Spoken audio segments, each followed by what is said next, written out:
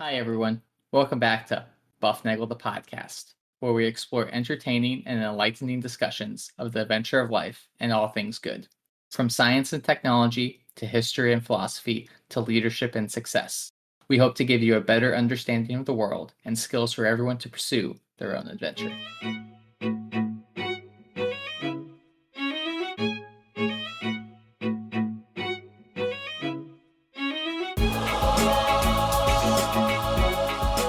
Hi, everybody.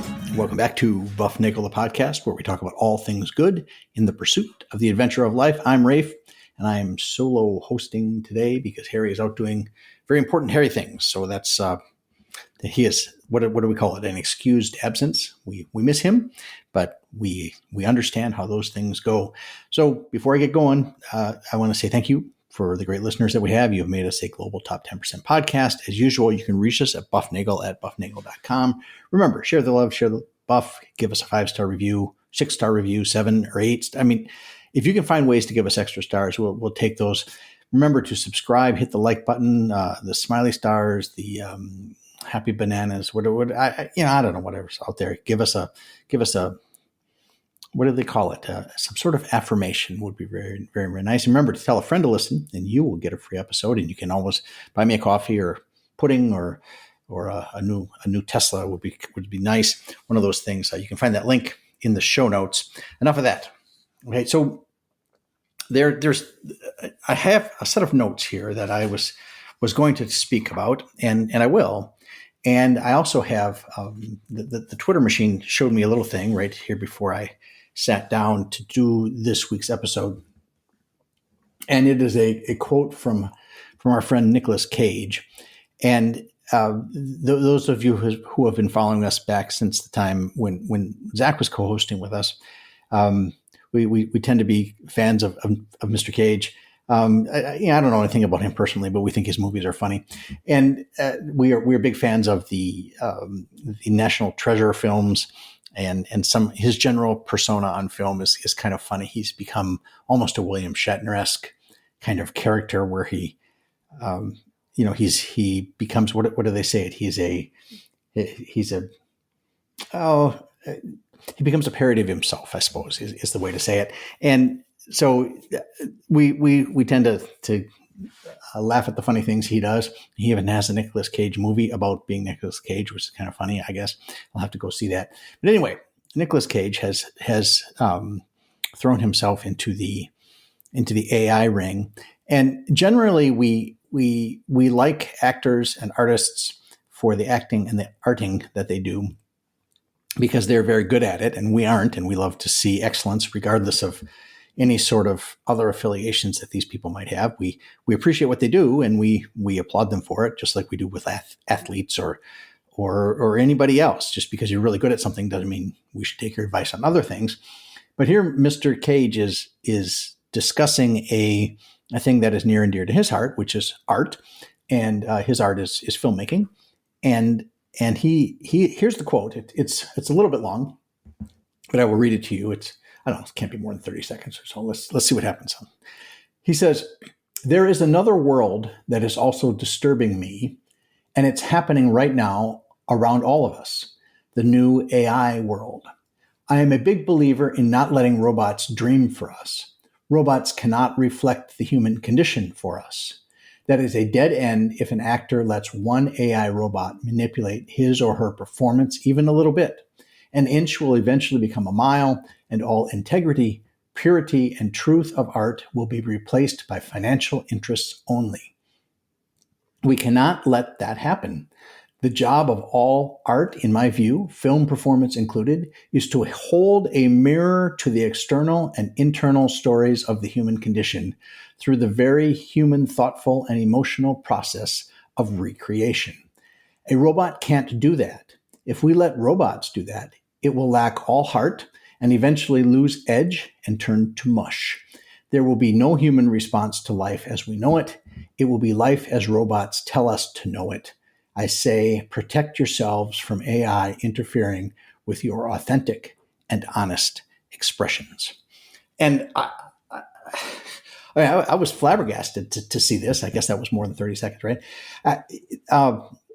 I don't think Mr. Cage is known as a philosopher. I think he's known as an actor who does acting things, and sometimes they all get a little wacky. I think we all do, but this is some good stuff. This is the kind of thing we have here on the Buff. A lot of discussion of the human condition, how art reflects that. What did he say? Holds a mirror. The job of all art is to hold a mirror to the external and internal stories of the human condition through the very thoughtful and emotional process of recreation. These are statements near and dear to my heart. And if you are a regular listener to the Buff, you'll realize that these are the kinds of things we talk about. So I saw this thing, and the AI ideas, the ideas of AI are in the spirit of the age. They are in the zeitgeist. And they are all the rage in a lot of discussions. And we've had a couple episodes where we've discussed AI things. And I think generally people know where I stand on those things. I think AI is really good for certain things. And for other things, I find it laughably funny. And other things, I'm a little concerned about some of those things. Certainly when it takes the humanity out of the equation, what's the purpose of the AI if not to serve us? And if it's taking the place of us, then I don't know what we're thinking. That seems like a statement for our friend Goldblum, who would say something like just because you can, that doesn't mean you should, right? And that's the big lesson from Jurassic Park, and maybe that's the lesson for the AI things too. And there's art telling us what to do again, and yeah, I think before I go any further, and I think we're all artists in a certain sense. I think we all do things. The big art that you partake in is writing the story of your life. And in that sense, you are its only author, and you are called to make it a good story. Your life, your person is a story to be written, and you are doing it every day. And if you're going to let some AI do that, then you will become just a mushy average of everything that it can find out on the AI thing can find on the interweb. So I think at least you are an artist of that, but other people are artists in different sense. You could argue, I'm not sure I would argue a whole lot on that this show is an artwork piece. I make stuff in the workshop out of wood, and I've come to become more artsily available toward that. It is becoming a thing that I see more and more as a creative role. We talk a lot about the nature of man being imago Dei, and that is, and one of the things in that realm is the idea that God creates, and God creates good. And if you are in that image and likeness, then you create, and you create good. And Mr. Cage here mentions that the human condition is told through the very thoughtful and emotional process of recreation. So these things are right in line with that. And what I want to do today, and this is the notes here, 7.5 minutes into this thing, is that I have some thoughts on how we see ourselves as humanity. And I think these are not new. I think these are, I've heard some of this. I probably thought some of it up myself, just a very little bit. But I'm sure other people have mentioned these things, but I had them the other day when I was talking to my wife on a morning while scrolling through the equivalent of the morning paper, discussing these things. And the question is this: the fundamental question is, how do we see our humanity? How do we view it? And what is our model? And let me go through these notes, and we'll get going, and we'll see how AI hits all of this stuff. And humanity has been seeing itself for millennia. We're going to go back to we're going to start with Plato. We're going to start with Plato and his chariot allegory. He viewed humanity, the state of man, as, now, okay, I'll say it right here. Man is man, the species, not the sex, but the species. So we are all included here. All the boys and girls together are man. So Plato saw man as a chariot pulled by two winged horses. And maybe you know this, maybe you don't. But this is an allegory he came up with. He says one of the horses is dark in color, a combination of pride and insolence, deaf, barely controllable with spurs and a whip. So you have one kind of grumpy, not real good horse. That's the dark one, and the white one is honorable, modest, temperate, guided by words and verbal correction instead of a whip and the spurs. There's no need for the whip for this one. This one does what he is supposed to do. So we have a white horse and a black horse. The chariot, of course, is steered by the charioteer, who sits on. I don't know. Do they sit on a seat? I think they probably stand. They stand behind a thing, and they hold the reins, and they kind of control the horses. And the charioteer is tasked to keep the two beasts aligned and pointed toward the purpose of pulling the chariot. Okay, their job is to pull the chariot together, and the job of that is to pull the chariot toward the heavens, where the essences of the transcendentals can be found in their pure form. So we've talked about transcendentals before, like truth, beauty, and goodness.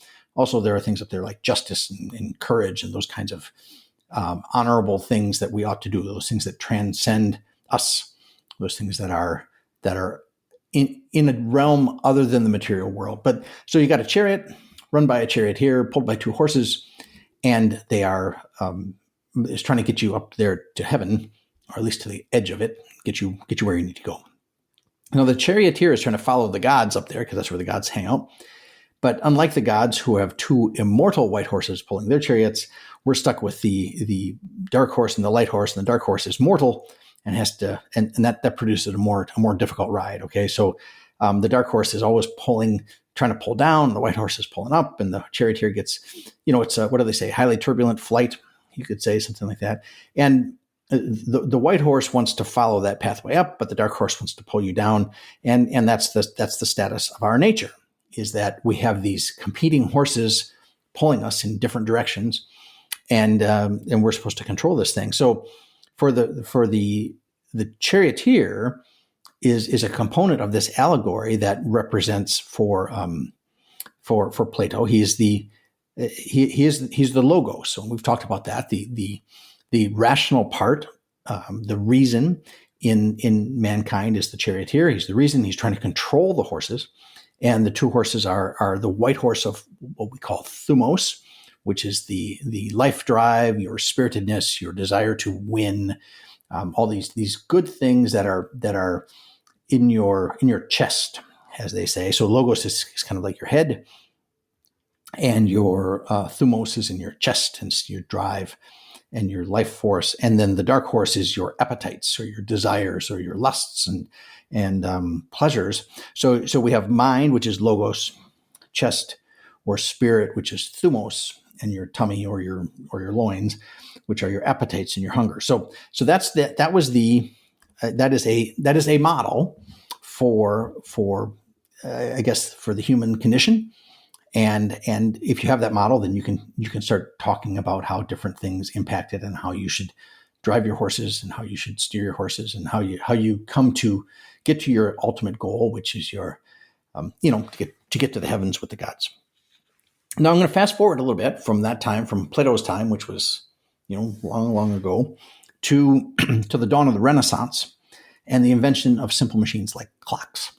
So man is often represented in this time as a kind of machine with like gear dependent. You see the robots from this drawings from these times, like with like gears on your elbows and shoulders, and springs and knobs and linkages that look like machines from these time frames. And sometimes you'll see a picture, like they'll open somebody's head and inside will be gears spinning around, and it'll look all machine like. So you can do an internet search of something like humans as clockwork machines, and you will see all this imagery of back in the time when these became when these were the new technology. This was how man can be represented and modeled this way. And then we're going to roll ahead to steam power and we can look at man in that image. Remember, don't suppress your or repress your impulses, or pressure will build up and you will just explode. Those kinds of statements. You have to regulate your desires through letting off a little steam now and then. Okay, so we these metaphors are still in our lexicon, coming out of I don't know, the start of the Industrial Revolution with steam power and these very strong things, locomotives and automobiles and some of those, there's a whole genre of sci-fi where mankind gets stuck in the steam age, right? Steampunk, I think they call it. So, but there are elements of the steampunk model of mankind. There are elements still in our lexicon, and we see those and we use those words, and they've become, like I said, part of our lexicon. So the point here, and I'll be getting a couple more of these, is that as new technology comes into being, mankind tends to see himself in that technology. So the technology of the age, back in the Bronze Age, was chariots and horses. That's where it was. And we get gears and linkages and assemblies. We get steam power, electricity. We can see man as a collection of lights and motors connected by wires. Victorian imagery of Frankenstein. Here's a little advertisement for episode 160. Is a discussion of the novel Frankenstein. A great novel, infinitely better than I thought it was going to be. If you haven't read it, everything you know about Frankenstein is wrong. And so if you have read it, you should listen anyway, because you can find out where we were wrong in discussing it. So it's a great episode 160. But the Victorian imagery of Frankenstein is about mankind being animated by the new exciting technology of the day, which is the electricity. And then we get, you get trains and automobiles and race cars, finely tuned machines that need regular maintenance but can do anything with the right fuel and operators and technicians. We start to view man as a very complex machine, not a simple machine with just gears and wires, but now very complex. And we talk about how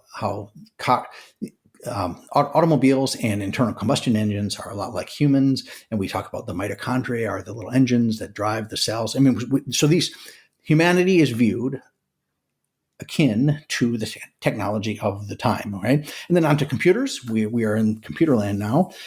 We are just little computer machines with hardware, brains, and software, knowledge, education, and we are networked to the others. Now, I don't know how often people use the term network for the people they interact with prior to the invention of the internet.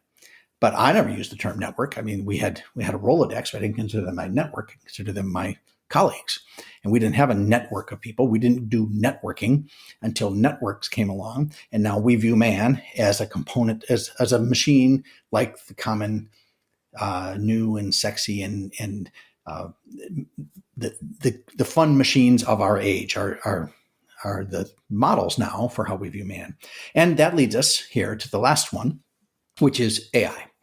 Okay, I am in the AI model. I'm just a collection of thoughts and actions, and you can record those thoughts, and you can record those actions, and you can put them in a big, in big data. You can have a big. Some people are doing that. They want to collect every bit of information about you or about themselves, and they'll put it in big data, and they'll put some sort of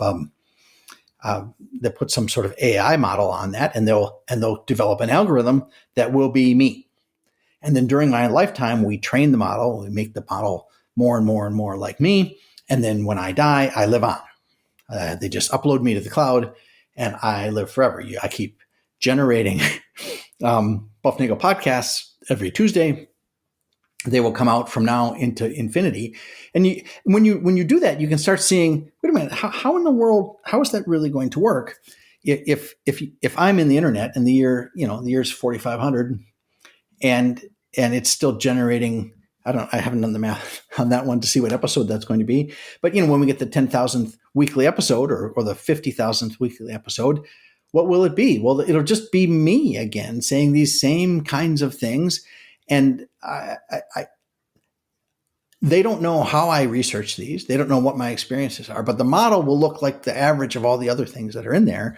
And I'm sure you could take an AI and you could have it write 100 other episodes for the buff, and they would come out and they would look like they could take my voice, put it in there, make it sound like me, and they would use all the turns of a phrase that I do. They will use all the like I'm doing here, stuttering, kind of figuring out how the sentences, they're going to figure out how to put the sentences together and make it sound like me, but it won't be me. That's not going to be me. I will not live forever in that way, and you will not live forever as an AI either. And it's interesting to me to think that people try to do that, but we tend to see ourselves in that realm now, because that is the hot tech of the day. And I don't know what the next hot tech is. I've lived through some different kinds of hot tech. When I was a kid, there was a lot of space age stuff going around. There were a lot of rockets and things, and then, supersonic jets, and there were, cars that get great mileage, cars that go real fast, and there's telephones and cordless phones, and people wanted to have cordless phones. You don't know this if you were younger, but people wanted to have phones just like built into them, so they could just, they would just talk to the phone and it would automatically call people. It'd be, they used to make, this was a thing before the iPhones came around, was this desire to make cell phones smaller and smaller and smaller. I remember seeing cell phones that were the size of like a stick of Trident gum. Do you guys know what gum is? It's maybe the size of like a centimeter wide and 2 centimeters long. It was a phone. You got everything in there. It's this technology you can do that, and people are talking about doing that now, putting chips in your head to make you improve your memory. Really, is that what you're going to do? So the point of this, the point is that man sees man through the light of the current hot technology. Whatever is hip at that time is often used as a model to describe man and his thoughts and actions and desires and aspirations. And, we traced that. We've just demonstrated that going, and I'm sure there's all sorts of stuff in the middle that we can, that we could fill in. I'm sure somebody has written theses on these things. And like I said, I'm sure this is not my own idea. I've heard parts of this before. I just took it to the next thing with the AI. I'm going to go so far as to say that this doesn't just apply to the culture at large, but it also applies to us individually. Okay. I think that we tend to see, like, our individual perceptions of man are influenced not just by the culture, but by what we do individually. So like the stone carver certainly has a different perception of man than does the pastry chef. Okay. And this is not a hard thing to try to think up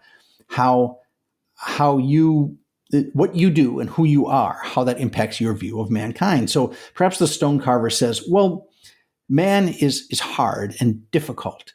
And he's difficult to work with, and he's difficult to understand, but he can be made beautiful, and he can be made good through slow and steady pressure with careful strokes on a chisel to reveal his inner beauty within. You got to be careful. You don't want to take bold and careless swings at him with the hammer, lest you crack him. All right. Remember, you cannot put him back together once he is broken. And so that might be how the stone carver sees man. And the pastry chef might, on the other hand, say, oh, this dough is so wonderful. It's flexible and it's soft and it's sweet. It needs to be kneaded, and it needs to be shaped, and it needs time to rise and to fluff up, and it needs to be tested. And if we need to add more sugar, we do some of that, a little bit more salt. Sometimes you need to add something a little more difficult like anise or nutmeg or rosemary. But we can get what we need from the dough. We can alter the dough to give us what we need. It just takes a little bit of love, a little bit of time in the oven. All right, so that you can see that different people view how to deal with people through their lens of how they work with their regular life. And I'm absolutely certain that the way I view things, based upon things like woodworking, I could say, well, we need to treat natural material with respect and with awe. Slow, careful sanding is key to getting a smooth finish, and sharp saws are needed sometimes, but sometimes one needs a polishing cloth and oil and wax. Now, I'm talking about wood, but you can take those same words and you can apply it to how I see you dealing with other people. Okay. And I may view things as a mathematician. I could say things like, there are right ways and there are wrong ways, but there are principles that need to be followed, and they will either lead you right or they will lead you wrong. I could do that as a mathematician, talking about mathematics, or talking about people. And I can talk about building like I do with Lego, which is one of my other art things I do, is life is made up of lots of little pieces, and it can be built in thousands of different ways, and some things fit together and some things don't, but you can always find interesting ways to do it, right? I mean, I can talk about people or I can talk about Lego, and they're the same. Ask your elders what life lessons they have learned from their years in work and their years in play and hobbies, and you'll get as many answers and models as there are people. And they will come up with ways like, when I worked on the assembly line, I learned this, and they're going to tell you something about how the assembly line applies to life and to dealing with people. So we are always taking what's on the outside and using that, and it's directing how we see others and how we see ourselves. But you knew this was coming, right? Models are just models. Okay. And I said this at the beginning. I talked a little bit about what these are models for viewing humanity or viewing ourselves or viewing others. Models are models. Okay. They do two things for us. They help us describe what we've seen, and they help us predict what we're going to see. So if you go back to Plato and the charioteer, he sees a life where you get drawn to doing great, good things, and you see life sometimes where you get drawn to do base and terrible things. And he sees, well, okay, so my model with the charioteer and the two horses, that's kind of, that's explained by what I see here. And then he says, but there's another piece that's describing what we're going to see and helps us predict what we're going to see. So the idea is if you feed the horse, you feed the white horse, and make it very powerful, and you keep the dark horse well disciplined, then you can achieve getting to the lofts of heaven. So his model tells you a good model tells you how to impact the system. Okay, well, what are the variables that you put in that impact the output? All right, a bad model it doesn't let you do that. It just describes what you see, and then you're like, well, how do I impact things? And if you don't have anything, then you don't have a model. So models do two things. They help us describe what we've seen, and predict what we're going to see. All right? But the famous statistician George Box said very famously, because that's what makes him a famous statistician, he said, all models are wrong, but some are useful. Okay, so models of humanity and human behavior can be helpful, but they aren't reality. Okay, I'm not a chariot.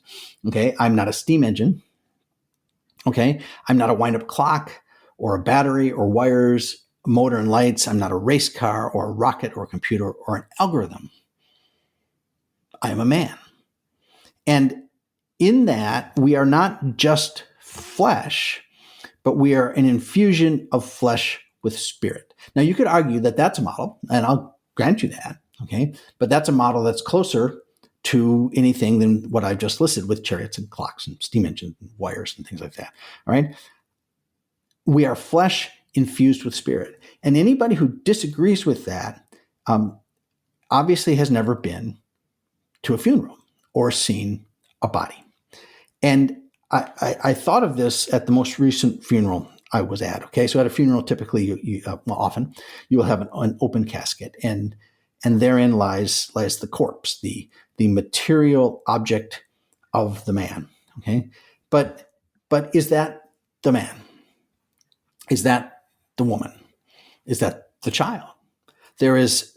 It has all the parts. It has skin and bones, the muscles and the sinews, the nerves, the vascular system, the digestive tract, the heart, the lungs, the brain. I mean, that's all there. It's all in the box. All of those things are in the box. Okay. Now disease might have come in and rendered some of these things to be not operating anymore. And they might have been actually the cause of that demise. But if you see a corpse right after death, then you can think of the body right before, and then what's the difference? All right. So on one hand, you have 1 minute you have the person there, and the heart is pumping, and the lungs are drawing breath, and the cells are doing all the cell things with, mitochondria and ribosomes and all those other little things that are going on inside cells, doing things that cells do. The brain is sending signals all over the body, and the gut is doing peristalsis thing. The person is alive. But then death comes, as we say, time's winged chariot has arrived, and the next minute the person is dead. But all the parts are there still. I mean, before and after, the parts are still there. Yes, right? And is the brain not there? Are there not lungs? Are there not veins and arteries? Are there not nerves and cells? Is there not a brain? Is there not a chest? Is there not a gut? All the parts are there. So why is this person not alive? Why is this person not the person anymore? And the answer is there must be something missing. There has to be something that drives the action. It's the thing that infuses the body with life. Where is the soul? Anyone who sees man as just a material machine is missing this fundamental core component. We cannot be just machines, whether they are chariots or clocks or electric robots or cars or rockets or computers. We are men, and as such, we have an animating presence to us. We have a soul, and I have a model for that. Then the Lord God formed man out of the dust of the ground and blew into his nostrils the breath of life, and the man became a living being. Genesis chapter 2, verse 7. This breath of God, this spiritus, is what animates us. The part of us that longs to return to him, the part that drives us to seek the realm of heaven that Plato spoke about. It's the thing that moves us onward. The material objects just are material. The rock falls because that's in its nature. It's its gravity. The water condenses on a cold glass. The sun rises in the east and sets in the west. These are the nature of these material objects. They have no soul, but man has this breath of life, and that turned man into a living being. So I think this gets me back to this AI thing. There are things that are not in the algorithm. The algorithm will not have your soul. You could model the soul. You could pretend that there's one in there, but you can't put it in there. It's not there. The AI machine is not you. The car is not you. The rocket is not you. The steampunk engine is not you, and nor is the chariot. These are models, right? And I'm going to encourage you to be aware of the model that you have for where man comes from, for what man is, and for who you are. These models impact how you think, how you reason, and how you act. And if you are longing to seek the good, then make sure your model is helping you get there. So you know the plan.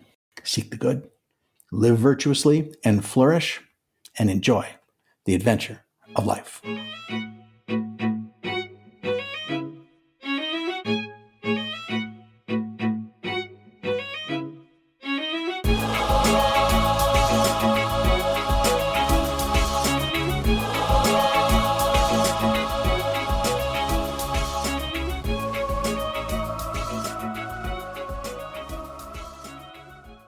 It's going to be a great day.